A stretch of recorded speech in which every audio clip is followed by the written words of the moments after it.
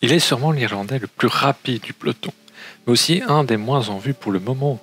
Devenu une star dans son pays après avoir remporté le maillot vert du Tour de France 2020, Sam Bennett vient de signer chez Bora-Hansgrohe pour l'année 2022-2023.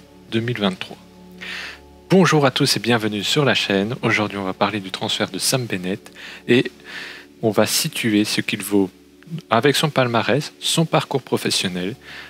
On va parler de sa fin de contrat chez Quick-Step et sa situation actuelle bien sûr, avant de parler ce qui pourrait attendre Bennett en 2022 et ce qu'on peut attendre de Bennett qui est dans la force de l'âge à 30 ans. Enfin, on terminera cette petite vidéo par une partie plus personnelle et mon avis sur ce transfert et ce transfuge, ce retour à la maison de la part de Sam Bennett. Avant toute chose, on va revenir sur le parcours de Bennett chez les professionnels et on va un peu parler de sa carrière et ce qui l'a amené à être l'un des meilleurs sprinteurs du moment et du monde en 2020-2021. Commençons par son passage dans des équipes plus amateurs avant de débarquer dans le Continental. On le retrouve en 2009 chez FBD Insurance Race où il va remporter une victoire d'étape sur le tour de son sponsor en Irlande.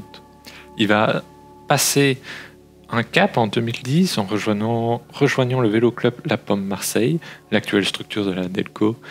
Et on va retrouver Bennett avec une victoire d'étape sur le Rhône Alpes Isère Tour. Il va être champion d'Irlande Espoir, titre qu'il gardera en 2011. Et il sera deuxième d'une étape au Tour de Bretagne avant de se lancer dans le grand bain du monde plus ou moins professionnel avec une arrivée chez An Post. Durant cette même année 2010, Sam Bennett va signer un contrat de stagiaire au sein de la FDJ. Il ne sera pas retenu pour la saison 2011-2012 au sein de la formation française, mais il aura déjà mis un pied dans le monde professionnel. L'Irlandais va signer chez An Post, d'abord An Post Sean Kelly, qui va le former, où il ne va pas avoir de victoire. Puis l'année suivante, il va se faire remarquer au niveau continental, toujours avec un contrat amateur, en remportant pour l'équipe An Post Chain Reaction une victoire au Tour of Britain sur l'étape 5.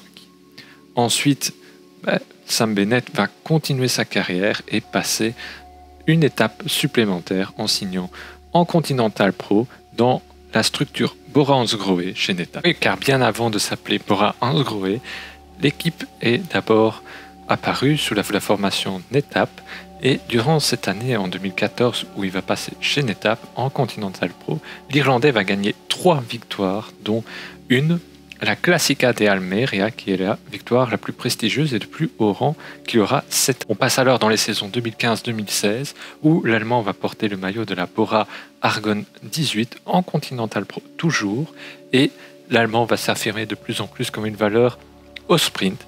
Il va remporter 5 victoires en 2015, dont 4 hors catégorie et un Paris-Bourges qui s'adjuge, et l'année suivante il sera moins prolifique, mais toujours aussi bon dans les sprints et bien placé, mais il remportera que 3 victoires en 2016, dont une hors catégorie et Paris-Bourges toujours, dont il conserve le titre.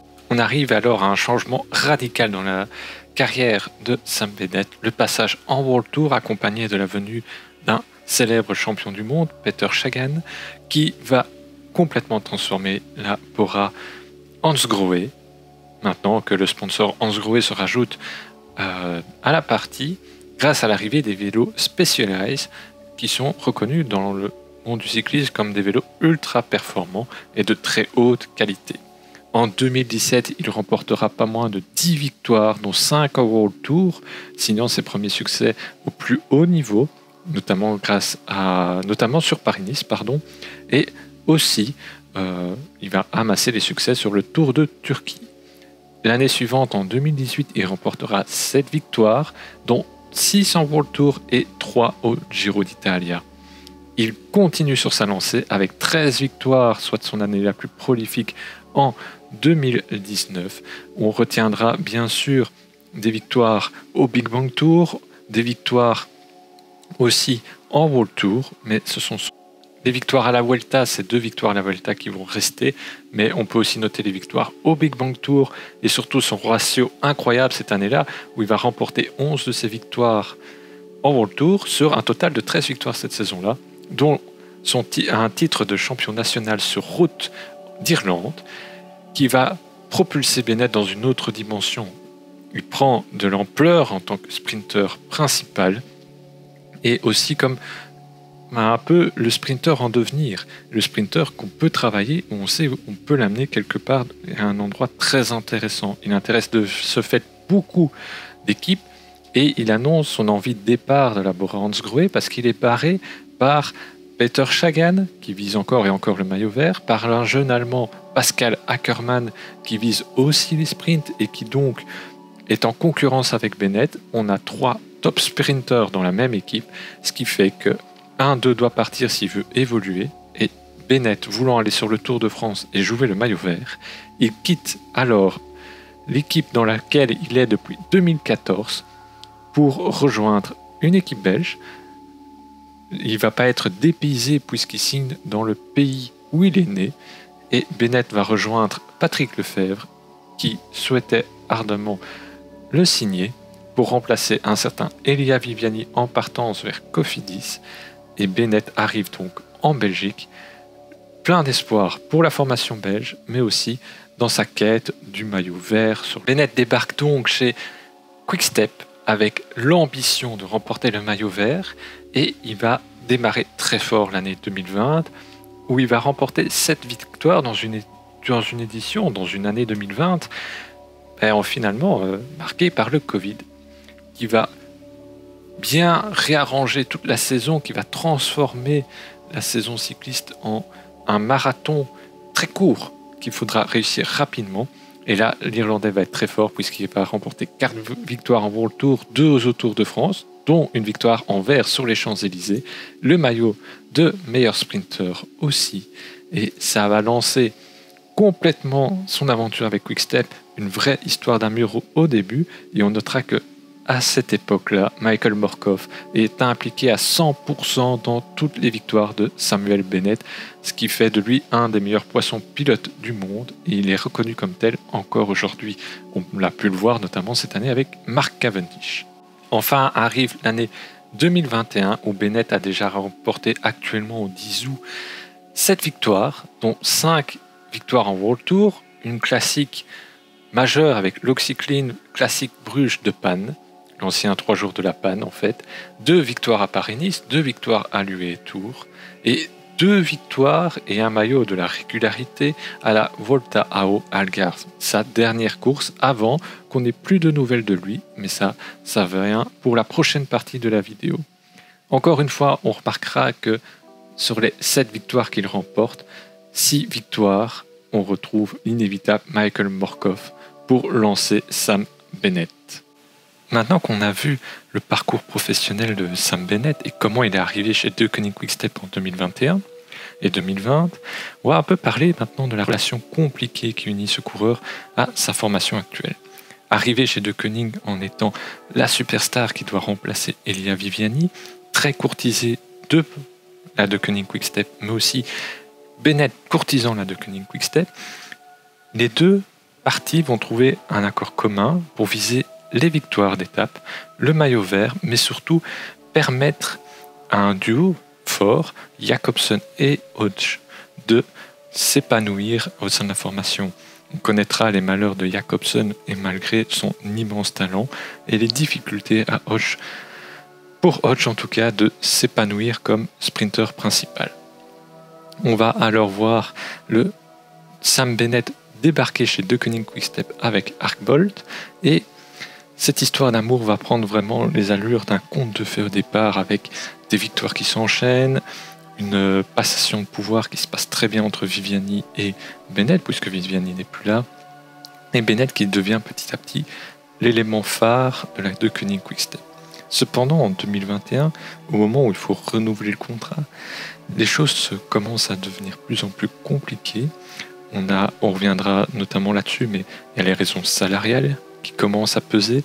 Quick-Step n'ayant pas forcément la puissance financière d'équipes comme Bora-Hansgrohe ou UAE, pour ne citer qu'elle, et doit déjà payer des gros salaires avec Evenepoel, Alaphilippe, Asgreen, qui ont récemment prolongé ou qui ont prolongé l'année précédente. On peut citer Lampard. Et donc, l'équipe belge s'appuie sur un collectif plutôt que d'individualités fortes payées au prix cher. Et même dans les noms que je vous ai cités, ceci d'après le peu de choses qu'on sait sur les salaires du peloton, ces coureurs ne sont pas forcément les mieux payés du peloton comparé à leur talent, notamment pour Alaphilippe. Et donc ces tensions au niveau salaire vont arriver à un point de rupture tel que Sam Bennett ne va plus donner énormément de nouvelles à la Deceuninck Quick-Step, toujours d'après son patron Patrick Lefebvre qui nous indique cela dans les médias.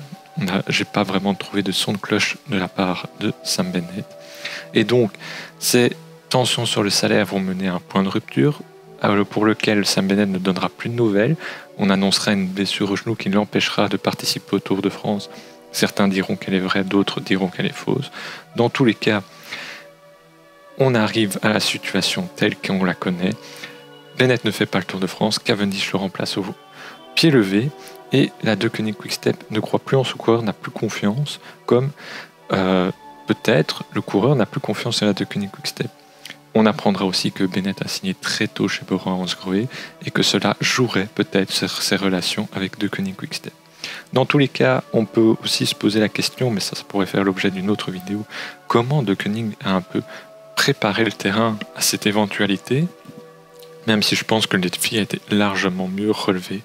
Pour terminer sur cette relation compliquée, on notera que Sam Bennett n'a plus roulé depuis la Volta à Algarve en mai, et il n'est pas prévu sur la Volta où Jakobsen sera le sprinter phare de l'équipe belge. Maintenant, on va revenir un peu sur l'avenir de Bennett et ce qui nous attend dans le futur.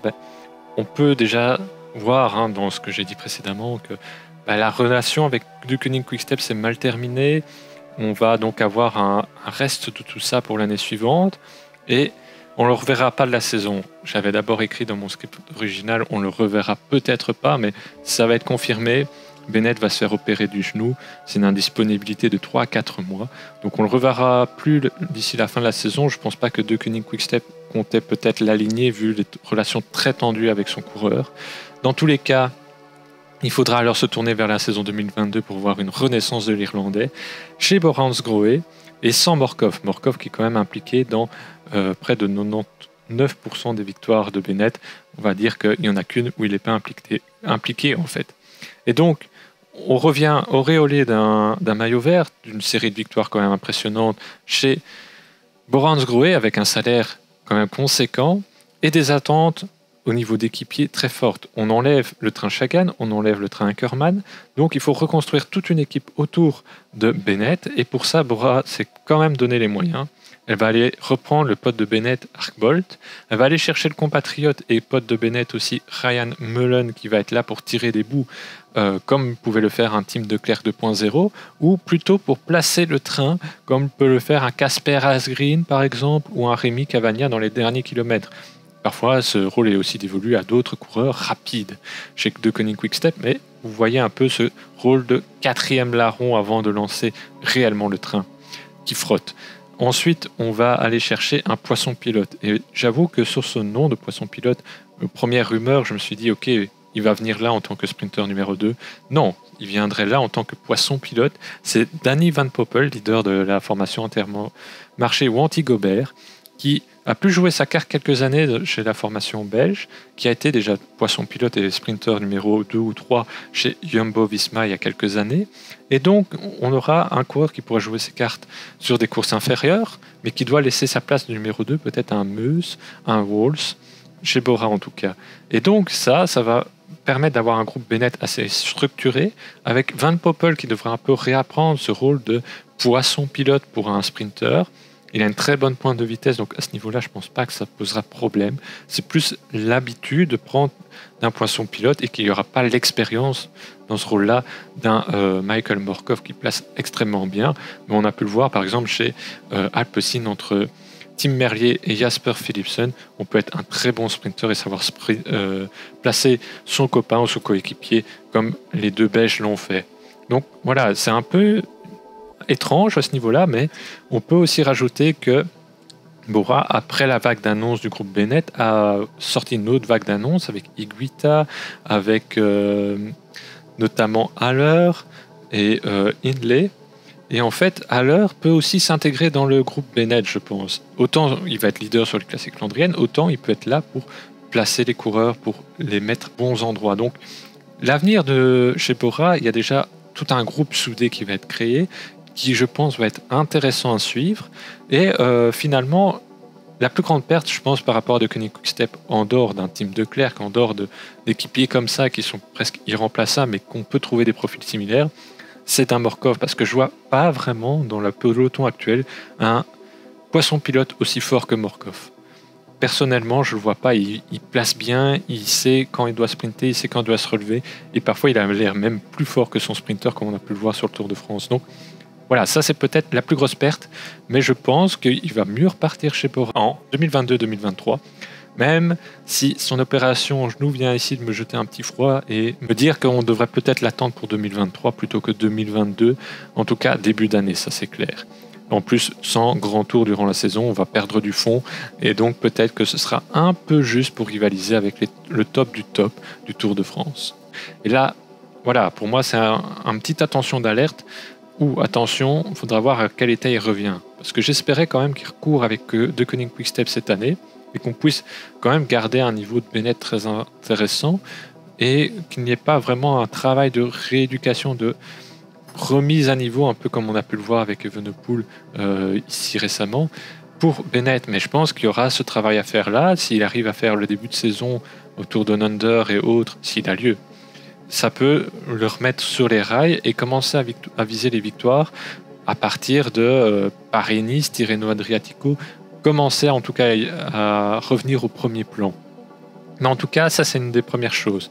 Ensuite, sur papier, c'est vrai qu'un train Mullen, Arkbol, Van Poppel, Bennett, ça m'emballe sur le papier. Mais problème pour moi, c'est Van Poppel. On sait qu'il n'a plus fait le poisson pilote depuis quelques temps. Est-ce qu'il est encore capable de le faire? Est-ce qu'il va pouvoir rivaliser avec Morkov? Après, on dira que chez Lotto Soudal, le poisson pilote, c'est souvent Jasper De Buys, donc je pense que à ce niveau-là, Van Poppel, De Buys, ça se vaut. Morkov est pour moi au-dessus des deux. Ensuite, au niveau de l'autre grand train de sprint chez Alpecin, pour moi, le poisson pilote, si c'est Merlier ou Philipsen, on est quand même à un niveau Morkov, parce que ce sont des sprinteurs qui jouent la gagne et qui alternent un peu les rôles. Si c'est un Van Der Poel, il peut vous placer extrêmement bien, mais je pense pas qu'il ait la vitesse nécessaire. C'est pas Van Aert non plus qui va aller chercher la victoire au sprint. Donc je pense que ça, on a quand même un poisson pilote encore intermédiaire. Et à côté de ça, on a Jonas Rickaert qui est pour moi plus d'un avis purement personnel, d'un niveau de Buys, qui place très bien, mais qui n'a peut-être pas encore la vitesse nécessaire pour lancer son sprinter à pleine vitesse. Mais voilà. Donc pour moi, ce départ de chez De Koenig Quick-Step qui se concrétise avec le départ en fait de la relation Bennett-Morkov, ça peut lui être préjudiciable. Mais par contre, voilà, le transfert pour moi va être bon parce que on ne change pas de matériel, on ne change pas de structure. Hein. Bennett connaît très bien la structure Bora-Hansgrohe. Donc finalement, je pense qu'il y a tout ce qu'il y a pour réussir ce transfert et que Bennett l'an prochain sera assez vite performant chez Bora-Hansgrohe et qu'ils ne doivent pas apprendre les codes d'une nouvelle formation et avoir un temps d'adaptation. Pour moi, ça c'est la grande nouvelle. Et voilà, je suis assez enthousiaste là-dessus. Est-ce que vous l'êtes aussi? Dites-moi tout ça en commentaire. Et n'hésitez pas à faire des retours sur la vidéo. Et on se dit à très vite pour un nouveau sujet traité par la chaîne.